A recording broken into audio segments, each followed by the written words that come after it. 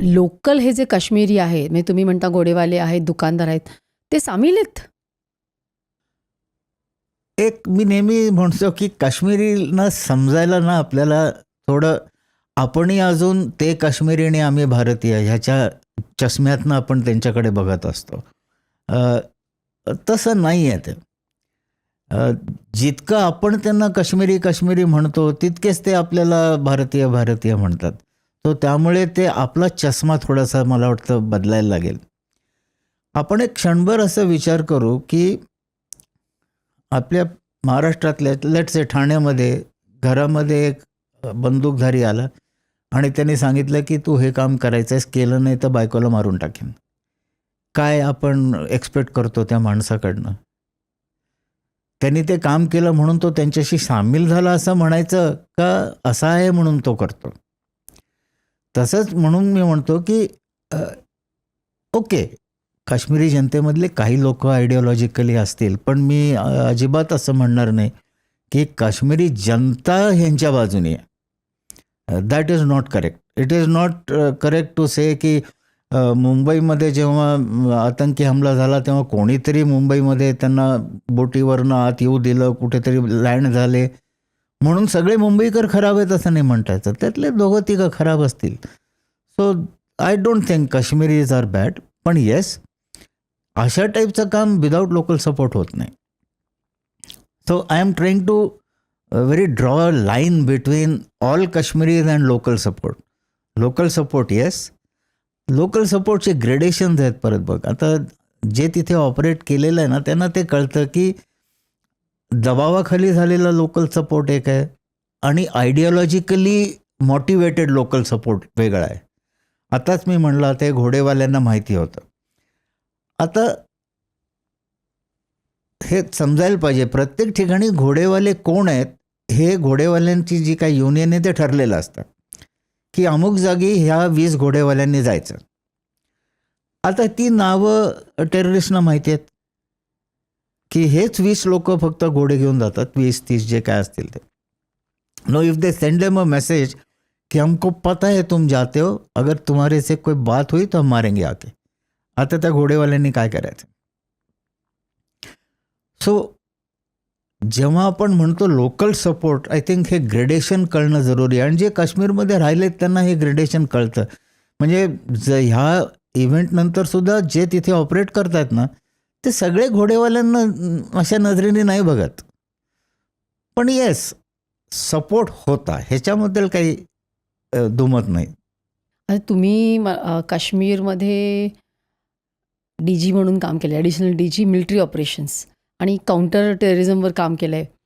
तर तुमचे काश्मीरमधले अनुभव सांगा की तिथला टेररिझम म्हणजे नक्की काय आहे आणि तुम्ही स्वतः काही ऑपरेशन्समध्ये इन्व्हॉल्व असाल ना? ती काश्मीरचा टेररिझम हॅज त्याचे पण निरनिराळे पेहलू आहेत. म्हणजे खूप हिस्ट्रीत जाण्याची जरूर नाही. आपण 87मध्ये काय झालं, 88मध्ये काय झालं. बेसिकली द इश्यू इज की it started off by unrest against the Indian governance, I will put it. ते कधी सुरू झालं? अराउंड 87-88 जेव्हा प्रोग्राम चालू झाला त्यांचा, आणि एक bye 90s it became bad. म्हणजे ते इतकं वाईट होतं की एक जेव्हा मी ऑपरेट करत असताना एक हिजबुल मुजाहिदीन, त्यांच्या हिजबुल मुजाहिदीनचे पण बटालियन्स, कंपनीज, प्लटून अशी ऑर्गनायझेशन होती. त्यांचा बटालियन कमांडर आम्ही पकडला आणि नंतर त्याच्याशी प्रिझनमध्ये तो माझ्याकडेच होता बरेच वर्ष, तर गप्पा मारायचो आम्ही. तो म्हणला की तो तेव्हा कॉलेजमध्ये होता. तो म्हणला अशी एक लाट आली होती की अभी आझादी बस मिलने वाली है.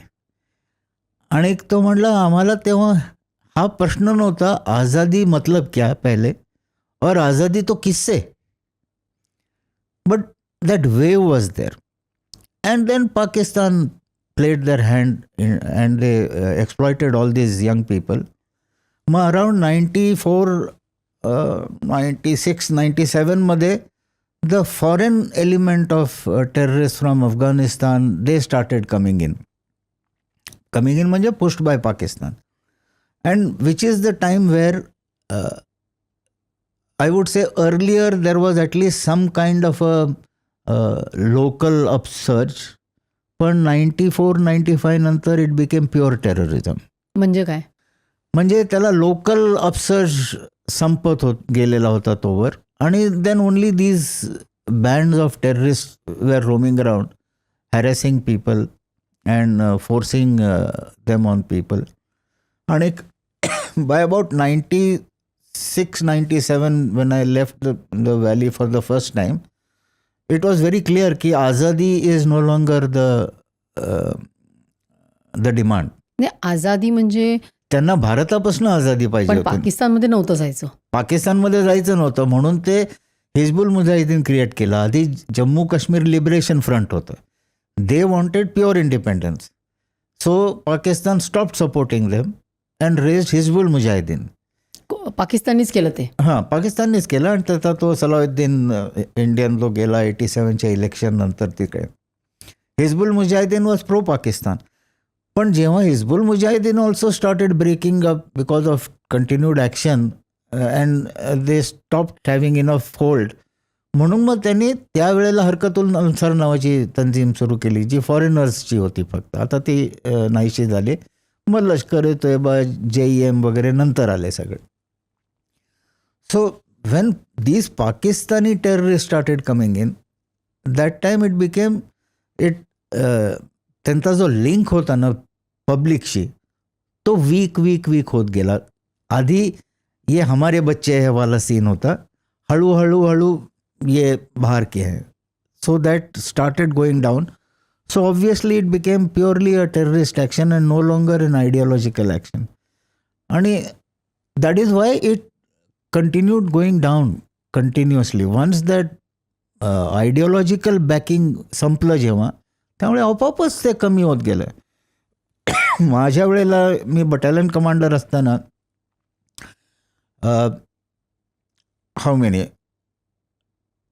टोटल सरेंडरीज जे माझ्याकडे होते ते 83 सरेंडर्ड इन वन गो, आणि बाकीचे मिळून येऊन जाऊन by the time I left almost 150-200 सरेंडरीज होते.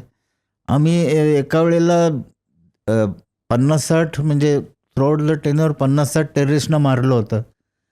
आजच्या दिवशी 50-60 टेररिस्ट पूर्ण व्हॅलीमध्ये आहेत. ही क्लिप शेवटपर्यंत बघितल्याबद्दल खूप खूप धन्यवाद. संपूर्ण एपिसोड बघण्यासाठी खाली दिलेल्या लिंकवर क्लिक करा आणि सर्व काही चॅनलला सबस्क्राईब करायला विसरू नका.